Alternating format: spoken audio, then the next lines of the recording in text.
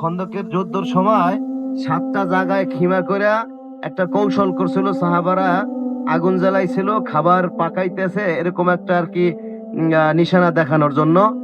সেই জায়গায় 7টা জায়গায় এখন ছোট ছোট মসজিদ, 4টা মসজিদ আছে, আর 3টা মসজিদ ভাঙ্গে এই বড় মসজিদ করা হয়েছে। খন্দকের যুদ্ধ এবং সাবা মাসাজিদ দেখলাম।